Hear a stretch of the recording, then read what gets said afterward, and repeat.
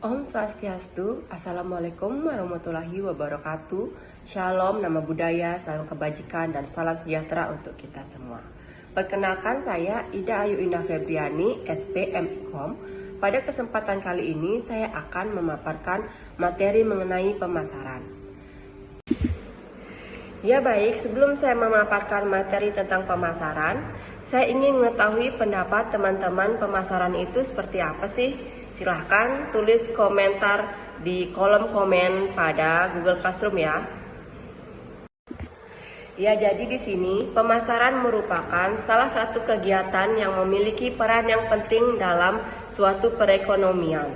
Jadi setiap kegiatan perekonomian tidak pernah terlepas dari kegiatan pemasaran. Pemasaran merupakan suatu unsur yang penting dalam keberhasilan suatu perusahaan. Ya, jadi dengan adanya kegiatan pemasaran dalam perusahaan, produk yang dihasilkan oleh perusahaan akan terdistribusi dengan baik kepada konsumen, serta dapat dikenal oleh masyarakat luas, sehingga produk yang dihasilkan dapat bersaing di pasar secara luas.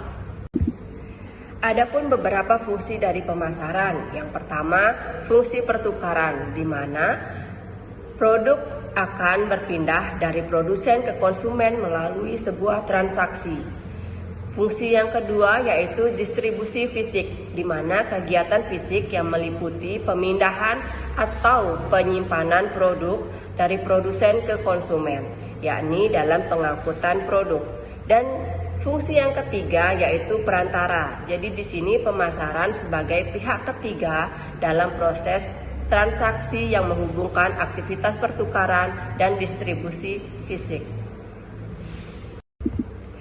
Ya, di sini terdapat beberapa tujuan dari kegiatan pemasaran yang telah dilakukan oleh perusahaan. Yang pertama, memberikan informasi atau menawarkan barang dan jasa yang telah dihasilkan perusahaan. Yang kedua, menciptakan pembelian. Yang ketiga, menciptakan pembelian secara berulang. Dan yang keempat, menciptakan lapangan pekerjaan. Selanjutnya, pemasaran memiliki 4 bauran. Yang pertama, produk. Yang kedua, harga. Yang ketiga, saluran distribusi. Dan yang keempat adalah promosi. Yang pertama adalah produk. Jadi di sini produk merupakan segala sesuatu yang dihasilkan oleh perusahaan yang memiliki suatu nilai. Pemasaran dimulai dengan produk barang atau jasa yang dirancang untuk memenuhi kebutuhan dan keinginan konsumen. Strategi pemasaran harus memperhatikan masalah produk. Hal tersebut dikarenakan keberhasilan suatu bisnis tergantung dari apakah produk tersebut yang ditawarkan dapat memenuhi kebutuhan dan keinginan suatu konsumen. Yang kedua adalah harga. Jadi harga di sini merupakan sejumlah uang yang harus dibayarkan oleh pembeli kepada penjual untuk memperoleh suatu produk. Dalam strategi pemasaran, kita harus memperhatikan penetapan harga karena di sini harga akan berpengaruh terhadap penghasilan yang akan didapat oleh suatu perusahaan. Ya, harga juga dapat mempengaruhi persepsi konsumen dalam memandang nilai suatu produk atau jasa yang telah dihasilkan oleh suatu perusahaan. Yang ketiga adalah saluran distribusi. Jadi, saluran distribusi adalah semua kegiatan yang berhubungan dengan bagaimana cara mengantar produk dari produsen ke konsumen akhir.